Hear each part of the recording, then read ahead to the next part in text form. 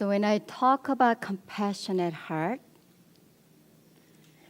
I hope I will be able to finish this without crying. We psychologists have to go to continuing education every year. And sometimes psychologists will talk about compassionate heart because the word problem we're having is because we're lacking the compassionate heart. All the anger violences in the kids, all the juvenile prisons going in and out. All of this coming from not having enough compassion while they're growing up. And as they talk about how to develop compassion, psychologists often refers to, if you have Buddha's heart, we will never have a problem. When I first heard this, my heart stopped. Lord, I invested my entire time being Christian. Not only Christian, but Seventh-day Adventist Christian. Why on earth these people are talking about Buddha's heart? I am so sorry, Lord. What have we done wrong? What happened to Jesus' heart they're not talking about? Why they go back to Buddha's heart? I cried when I came back from that first seminar that I heard about this famous psychologist. He's a guru in developing compassionate heart. And a young, little bit young, older, and an adult. And I truly repent. I said, what went wrong? I asked, what do I need to do if I can do something for our people can be changed, have the real original God who is compassionate, have all-encompassing love for entire universe? Why couldn't we bring him to the earth so that we can actually introduce him as a compassionate God and people will know him?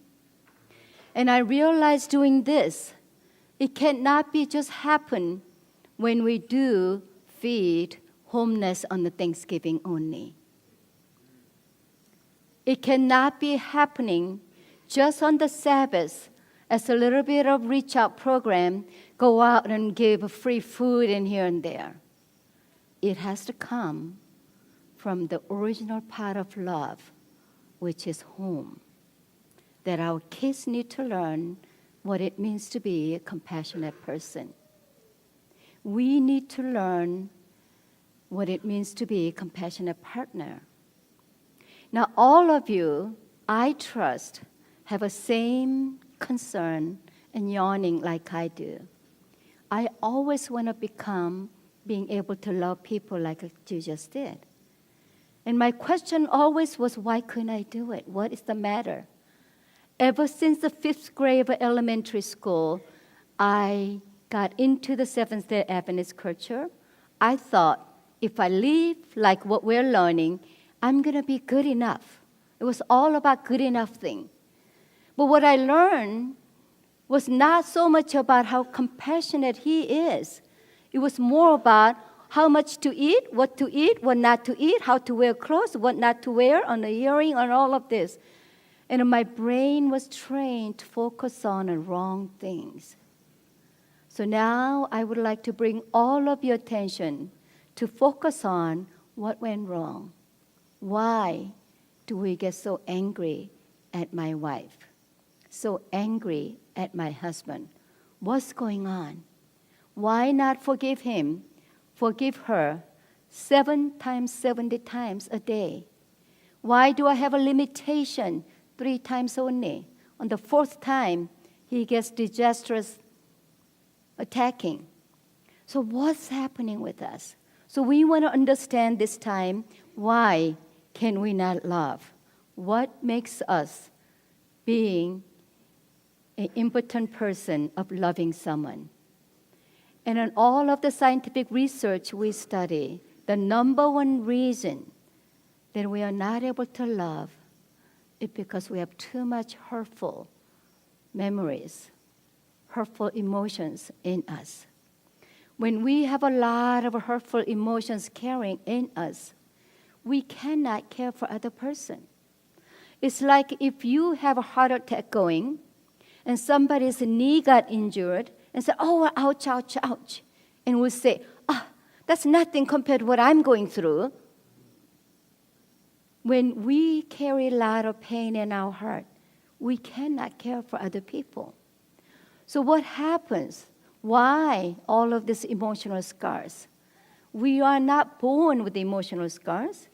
Some of us, when we're pregnant, maybe when mother goes through a lot of stresses, very painful emotions, and then maybe we do become already born with a lot of emotional issues. But most of us, it just happens. When I see my little second grandson, Jordan, he's 5 months old. He's so happy. Every time we go, he already recognizes, try to give a smile, and he's talking to us. And I'm just assuming he's talking, hi, Nanny, I waited for you. So I make sentences for him. So I say, I know you waited for Nanny to come. He goes again, oh, he goes like this, very compassionate. A few weeks ago, I was talking about my father who is in nursing home. This is the 7th year.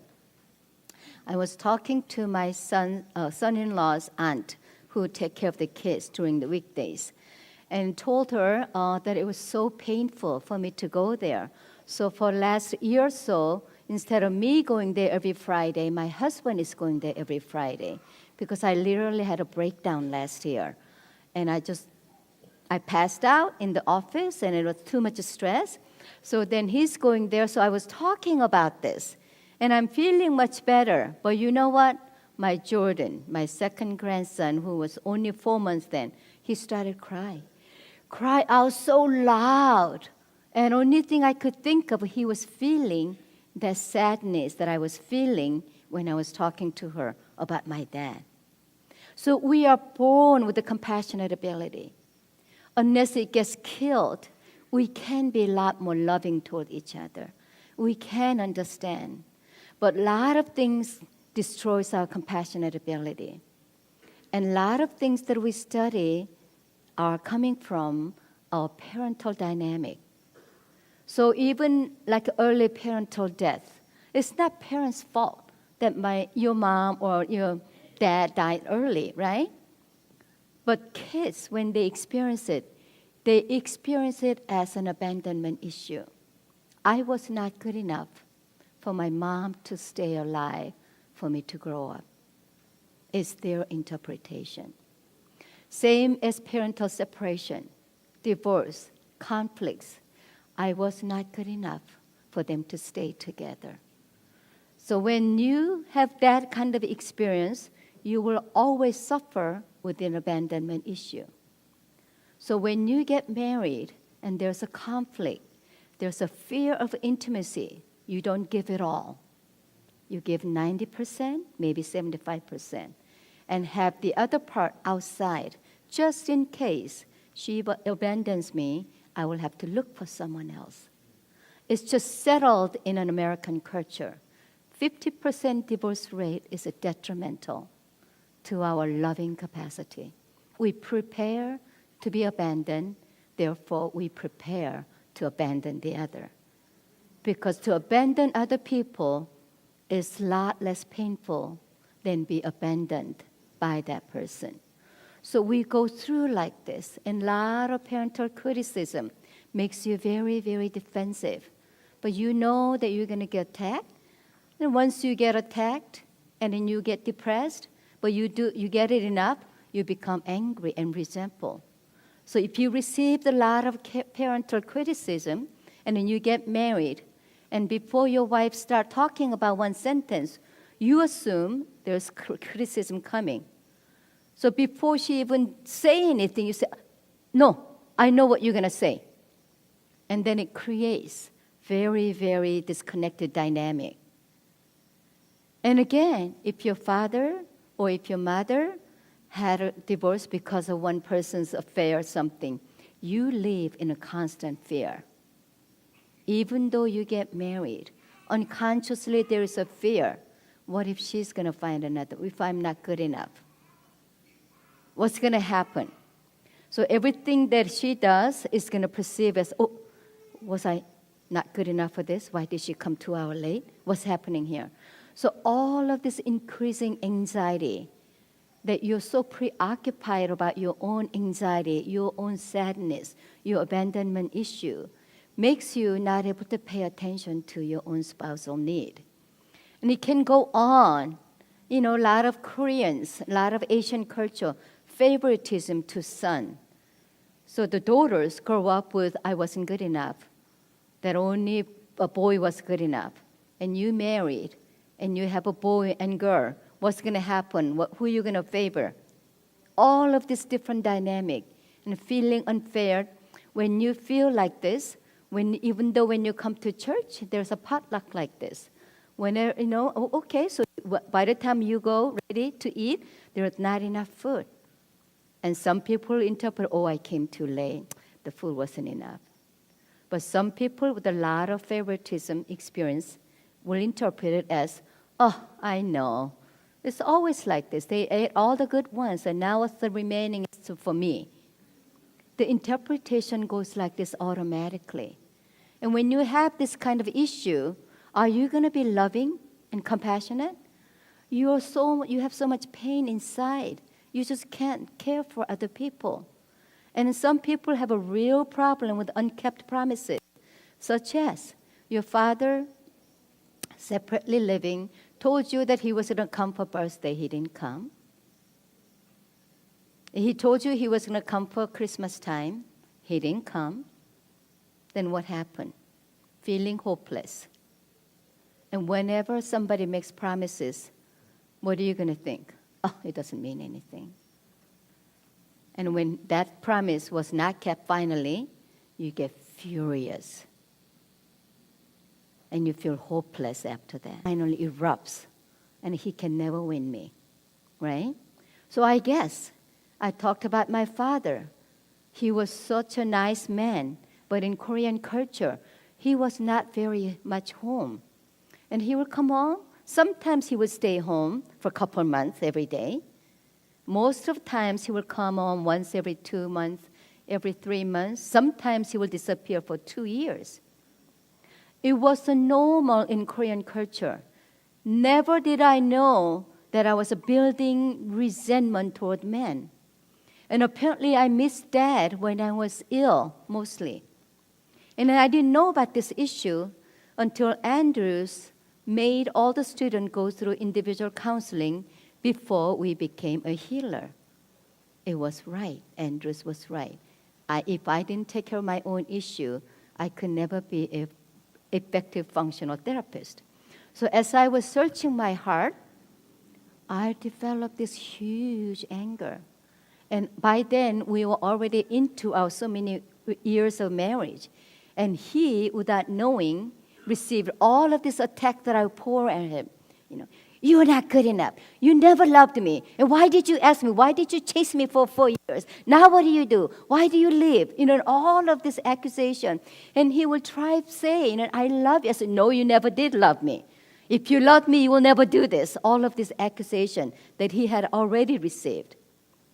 And when I was receiving my own therapy, oh my goodness, the revelation. As they made me talk about my father and my mother, my anger was just revealing and revealing. It was like a huge tank underneath my emotional brain. Finally, I talked to my father. Of course, he got mad because to him, in Korean culture, we never say anything back to parents. So that's why it's so difficult to do therapy with the Korean, because we can never talk about parents. It takes so much more time to prepare them to talk about original issue of our parents. So my father got really, really mad, and he didn't talk to me. But I did say, Father, you were never there when I was growing up. I don't know what you did. But you went out. Mother had to work so hard to support us. She will do just about anything, everything to support through college and high school and all of that. Now you're trying to be my father, and I'm doing all of these things to you. It's my hometown culture thing. No matter how bad the parents are, we still serve parents. So it fits right with the 5th commandment of 10 Commandments. And I do that good. Everybody knows I'm a good girl to my father. But once I poured my anger toward my father, and I wasn't really as angry as what I did to my husband, but I did talk to him, revealed, and he didn't talk to me about 2 months. And about 2 months later, my mom said, I guess you guys can come back again. So when I went, he wasn't angry. He didn't know how to say sorry, of course. He said, okay, I get it. So that was it. But that alone reduced my anger so much. And so I don't do as much as I used to. Every now and then, maybe once a year, I still have that issue. Like if I am not feeling good and he goes off to do something else, my whole issue comes out. Not as bad as it used to come. At least I know that is my issue. And my husband knows by now when I am feeling sick, that when I'm not feeling good, he doesn't dare think about going elsewhere. He just stays. Unless he's at the conference, he cannot come, right? So he's working with me with my own issue, where I am also working with my own issue, that I don't throw my own anger toward my husband, that anger which need to go to my father. So when we get sucked into the painful memory, we become that little child. And we never want to be the victim again. So then what do? We do a lot of delusional treating, that we think that our spouse is my mom or dad or whoever mistreated us. So we get confused. So we're treating our spouse just like he or she was the perpetrator. And then that always happens. And when our pain gets triggered, in no time we drop Jesus just like this, like we are never Christian. And we shout and we scream and we throw things and just like that. And Jesus just disappears. We don't even know we're dropping him. In matter of no time. And we forget who we are. We just become that little child who's throwing temper tantrum, try to get what we didn't get when we were little. And we start attacking, and then our spouse feels unsafe and wants to leave. About 70 to 80% of couples dynamic, the conflict, comes from our childhood issues. And when I deal with the counseling, I have to deal with those issues. So when you want to be a compassionate person, you want to know who you are. I started this last night. The having a happy family is to focus on me, what I can change. So if you focus on your inside, what kind of person you have inside of you? Anger, sad, isolation, frustration, all of this. And want to know what's causing you to be so angry about some things. Now, there are some things husband literally triggers you and wife literally triggers you. But maybe the amount of anger will tell. And sometimes you lose your mind when you're upset. That's when you know that you're in severe pain. The severe pain is being triggered at this time. So you and I know from last night and by today, we are all wounded soldiers. No one is escaping from this. And we are tragically crippled in loving someone. When we are angry, we don't even know what we are saying. We say it. Sometimes you say sorry. Your spouse still feels hurt, cannot even receive that sorry. So we have to know that all of us have some point at time that we got some kind of hurtful memories in us. And that's what makes us to be very, very cold. Because the painful heart becomes cold heart. The preoccupation of our own need makes us to be cold, detached, and cruel, also demanding. And we have to know, as long as we live, we are very capable of hurting our spouses without our intention. It just happens. So we have to know this. So when you know about this much, then you finally understand what David King said, Oh, merciful God, my sins are ever before me. So our hurtful, sinful living translates into sinful thing. That we don't love our spouse, we do very hurtful things to our spouse, and we really know by then that we can really humble ourselves to really recreate ourselves in Christ again. So even Jesus, the sister White said, like this. Let's try to read together. Ready and go. Jesus knows the circumstances of every soul. The greater the sinner's guilt, the more he needs the Savior. His heart of divine love and sympathy is drawn out most of all for the one who is the most hopelessly entangled in the snares of the enemy. With his own blood, he has signed the emancipation papers of the race. He knows when we act out and being crazy, he feels so badly for us that he wants to save us. So if our spouse act out really badly, we just have to know that he is in severe pain and she is in intolerable pain. And if we can understand a little bit of that, maybe then we can behave a little bit differently toward our spouse. So, as people looked upon him, people saw a lot of compassion on his face. So if we can do this to each other at home, when she is really upset, you become very compassionate. When you are very upset, she becomes very compassionate, knowing somehow either you or by something else triggered that emotional pain that she or he has carried on until now. And if we understand this much, at least when one person is really upset and angry, the other person can become more compassionate and finally understand. So how do we develop our compassionate part of our brain? So how do we become a compassionate allies for each other? So we do know the one we have to recognize that our anger or sad and resentment can make us be very violent, very angry, and very destructive relationship. We have to recognize that. So when we recognize when we become angry, at least we don't just pour everything at our spouse. We can say, honey, right now my heart is so hurt. I am so upset and angry about this. Can we have a little time out?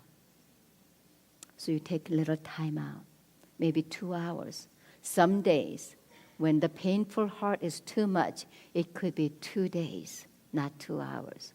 So at least you can manage yourself without erupting all of this anger. So when you are in emotional pain and you took time out, then you try to look inside of you. And what's there? Is it a sad feeling? Is it a rejection feeling? Is it a feeling betrayed? Is it lonely or abandoned, underappreciated, whatever? So you need to find the real feeling underneath that anger. And then when you find the original feeling, then you want to express your feeling starting with, I feel very rejected when I heard you this and this and this. It's not you made me feel this way. So we will get into more of this communication part this afternoon. But at least when it is you who are angry, then that's what you need to do. Take a time out. Request for time out. Think about underneath that anger, what's the real feeling there? Because when you are angry, your spouse will never understand what you're really struggling with, what the real pain is. So try to find the original feeling, because anger is always a secondary feeling. Underneath there's always primary feeling. So find that feeling and try to make a connection. Why this much anger in me? Why so much resentment in me? Try to make the connection. Was it mom? Was it my aunt? Was it my previous someone that I knew before I got married? Whatever that may be. So try to deal with that issue and try to express it in I. And if it's necessary, the professional help might be necessary. That's what I do. There are so many professional helps in Southern California. It's a psychology flooded state, the California here. But make sure that you do want to get licensed person. And then I told Jenny, and not everybody has to find an Adventist psychologist. Licensed psychologists are trained to deal with this. Just try to find the licensed person who have some experience. And I say some of you, because you're Adventist, you may not want to come to see me. I'm a same Adventist person, because everything needs to be confidential. I may be keeping confidential everything. You may not feel that way. What if she tells her husband, and he is in a region director there? What if he tells the other director? And then it goes on in your mind. So try to find someone that you're not related to anyone, and then try to go there and get some help. A lot of times, professional help is required. And some of the things, maybe, when we get healed, then we get freed from our emotional pain. And when you don't feel a lot of pain, your mind becomes free to attend to the people next to you. So it's like this. If you fell somewhere, and then your left knee is really, really hurtful. It got all abscess and everything. Now you got medication and bandage and everything, and your right knee is okay. So people are walking, you came to the church. If somebody hit your left knee, what are you going to say? Oh my goodness, don't come near me. It hurts. Be careful and all of this. So you cannot really pay attention to this person. But if somebody comes along and just hits this right knee, so, oh, hi, happy Sabbath. Your emotionality is available, it's there. So when you become free of your own pain, you are capable of loving someone. Because in our brain, we have this capacity where the brain that has all the compassionate part of our brain, and we can have this. So compassion, if you want to develop, let's try to start with yourself. So when you are sick or sad or lonely or hurt and angry, try to forgive yourself if you made any kind of mistake. So when you're sad, don't try to say, you cannot be sad. Let's just get up and do all of this. You want to attend to yourself. You want to feel that pain. Where is that sadness? Right here. It's aching here. Oh. And you put your right hand over if you're right-handed, and the left hand over. You attend the pain and sadness. Feel it. Feel the degree of it. And you look up to Jesus. Please comfort my heart. You ask him to heal, and you can be treated this way. You can also treat yourself. So you can do a lot of these things. When you make a mistake, try to forgive yourself right away. Just because you give yourself guilt trip doesn't mean that Jesus forgives you faster. He already forgave you 2,000 years ago. So just because you're just thinking about it longer doesn't mean you are more righteous. We are never going to be righteous before God. Righteousness came from Jesus, totally free. So don't work on it. Don't try to go on and molding about it and talking about it and all of this. Just keep thanking God for forgiveness and try to take care of yourself. In a lot of comforting strategy. Some people, when they're sad, they want to go to sauna and sit down. Some people, they want to go to personal meditation, listen to Bible, listen to Sister Wise reading. And some people, they do better by walking in the nature. Some people, they do a lot better in singing, practice singing. That's my comfort strategy. When I get stressed and upset and this, I practice singing. And then all my stresses go away. That's my comfort strategy. So everyone have a different ways to comfort yourself. So try to develop more than one thing to do. So take care of yourself. So sometimes when you do all of these things, you sometimes can use the meditation. And the meditation we can do is a prayer form. We do pray sometimes a verbal prayer. But sometimes the Sister White, as she did, she loved to meditate. And as she meditates, she saw a lot of visions. I don't think I'm going to get any vision by now because I tried a lot of meditation. I haven't got it. But through meditation, I do a lot of healings from God. I receive a lot of healing from God. How many of you were able to unload your burden to Christ? Thank you very much for following with me. This is a difficult process if you did it first time, but you were really, really diligent about it. I appreciate it. So this is how I survive. So sometimes when he makes me so mad, it's not what he did, it's whenever he didn't know that it triggered my pain, I have to do this so I don't pour everything at him. So I have to survive this way because I see people all the time. I hear a lot of hurtful stories, right? So I have to get energy from somewhere. And unless I heal myself some way, that I will never be able to smile and go around and be with a happy look like this. So if you do this at home, it is all through imagination. Meditation is imagination.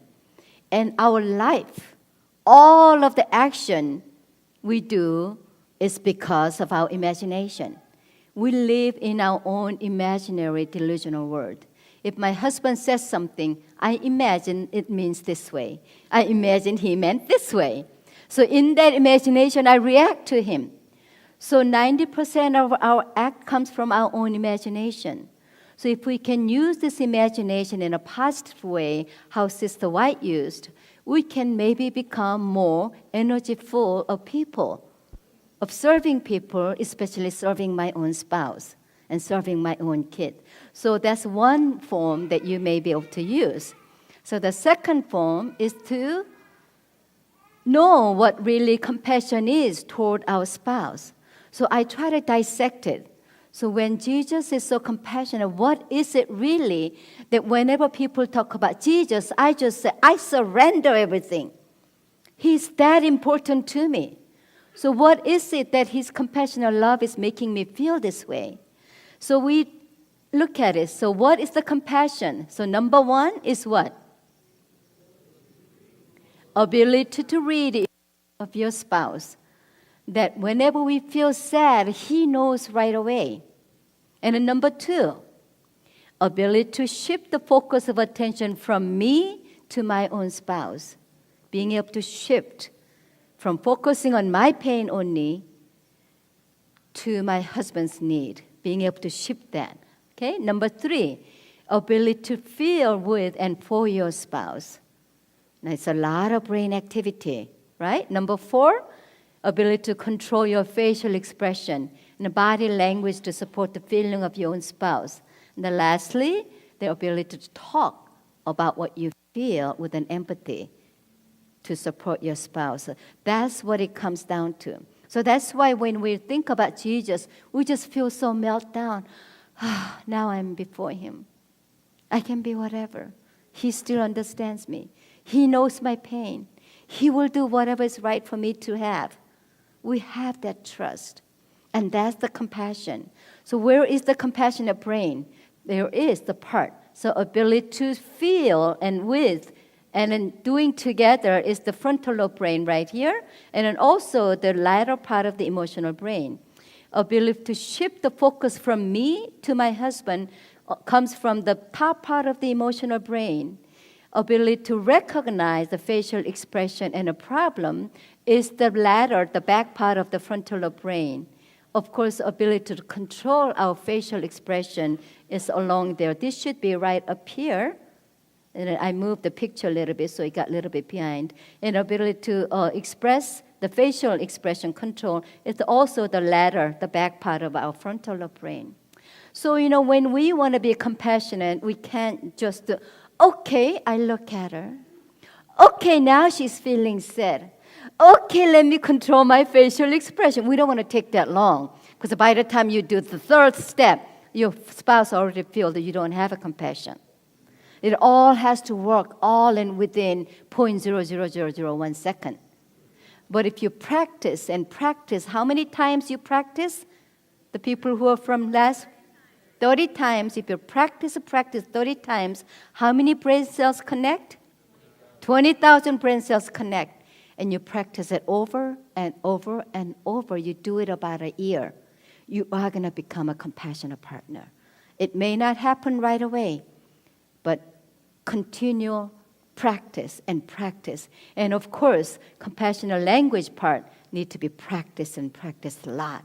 So it's not like our compassionate brain got all killed. It's just a non-functional moment because our heart is aching. We can reactivate this part of our brain and still become compassionate. Until when? Until we die. Our brain never gets too old. That's the good news. The psychologists are finding out. Our brain, we can still reshape. It may take a little bit more practice as we get older, but as long as we have a heart for Jesus, that we do want to become like Him. It's not like we will ever become just like Him. But as long as you copy and try to tell Him that we are practicing just because we love Him, we do want to tell Him that we love Him, so we will do what He thinks that we need to do. That He loves us. It's just our heart that He wants. He's not looking for perfectionism. He perfected everything for us. So as long as we desire to survive and thrive and become better, He will lead us to the excellence of angel. He will help us so we can practice this and then be able to see the real person behind attacking. So if I start attacking him, my husband by now realize that he triggers some kind of pain. Sometimes if he triggers early enough, before I finish my word, he goes, sorry. He already knows he just need to do this, right? Sometimes I trigger in a very different situation, he doesn't get it. He will get so struck by it and looked at it, and he will run into his room, try to think what went wrong. And invariably, he will text me, he will say something, say, sweetheart, I'm sorry I didn't catch it early enough, or I'm sorry I didn't know better. Because he's also working on his issue. His father passed away when my husband was in early middle school. And of course, he suffered from what? The stroke for many, many years. And then after that, his mother took care of 7 kids. So he never really witnessed a lot of loving behavior between husband and wife. So for him, he also had to struggle, learning how to create the behavior that is loving and compassionate for me. So he struggles his own path, I struggle my own path. The one thing we both did good, with all the fightings that we did, we never stopped. We kept going. We kept practicing, every day practicing.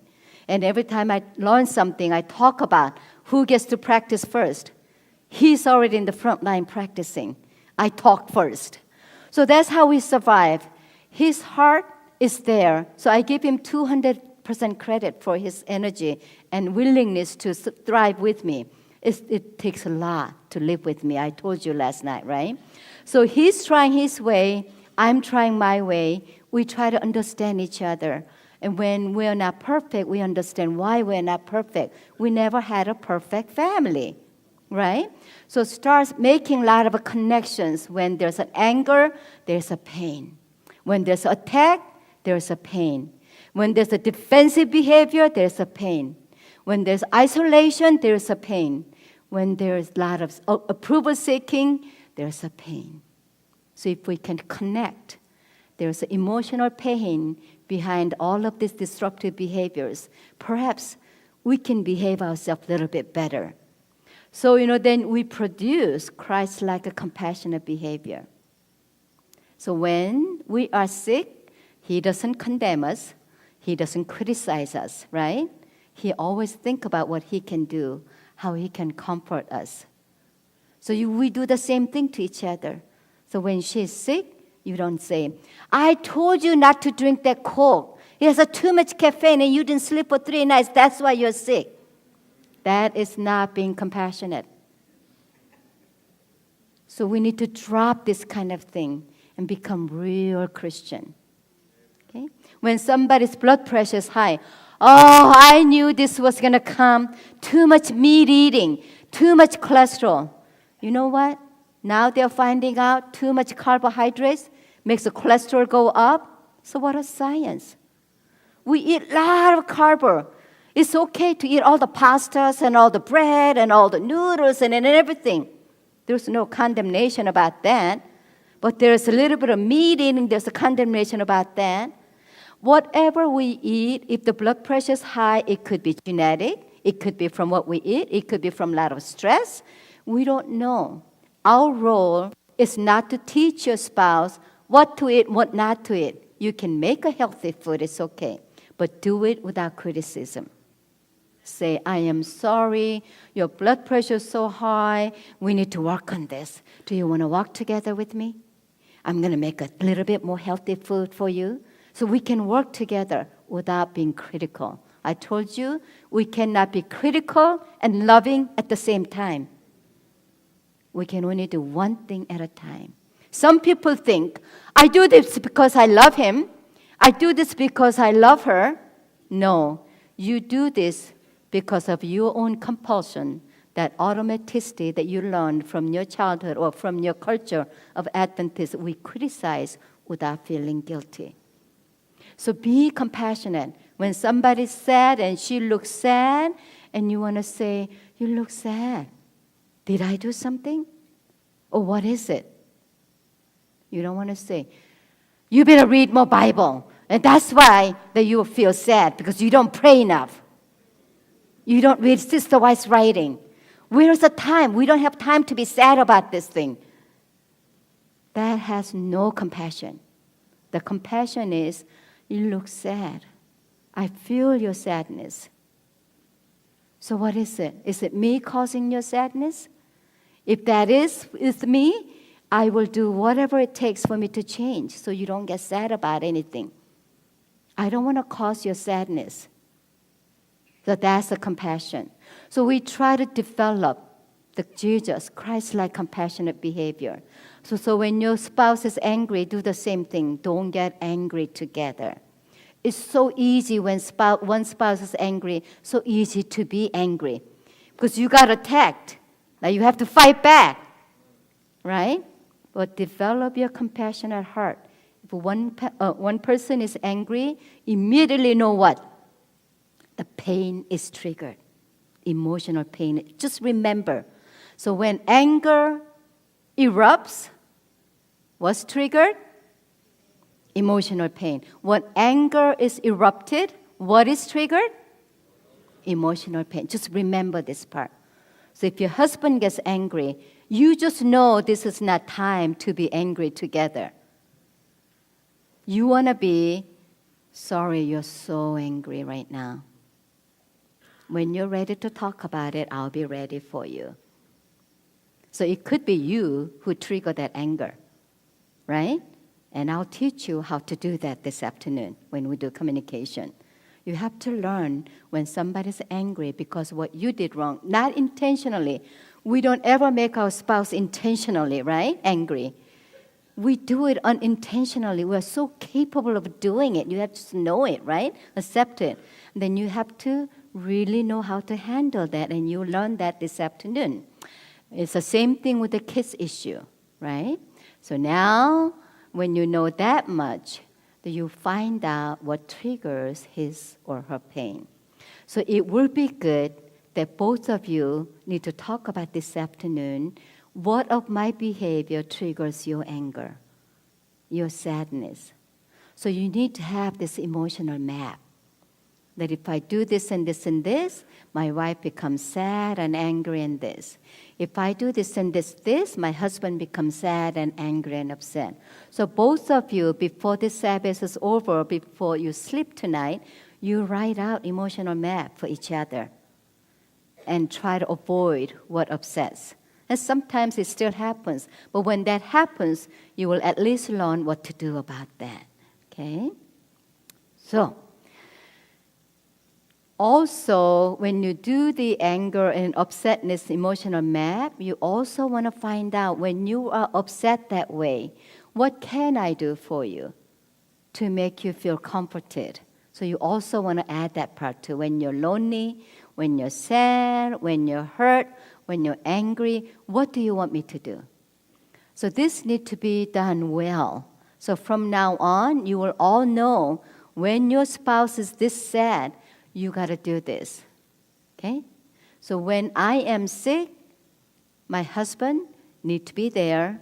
He need to bring some food. He need to bring some water or some medication that I ask for. He doesn't go out of the room. He comes in and check every 10 to 15 minutes. He knows it now. He grew up almost all by himself, right? His mother was attending 7 kids, farming and this. So when he's sick, he wants to be left alone. So he thinks, when I am sick, I want to be left alone. No, I want to be attended. I respect when he's sick that he wants to be left alone. But when I am sick, I need him to be next to me, checking with me. Do you want water? Can I bring some food for you? He was so happy that we moved to Southern California. You know why? Because he doesn't know how to cook. Now in LA, everywhere is a Korean restaurant. He can always go out and buy something and then just bring it to me. I will be just happy. I don't need him to cook for me. I just want him to know that he's paying attention to me. So everyone has a comfort measure the different way. So try to make that map as well. Okay? Okay.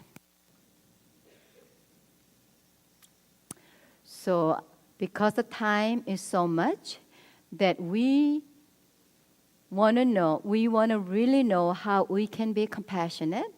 And then there's a compassionate way that we discussed so far.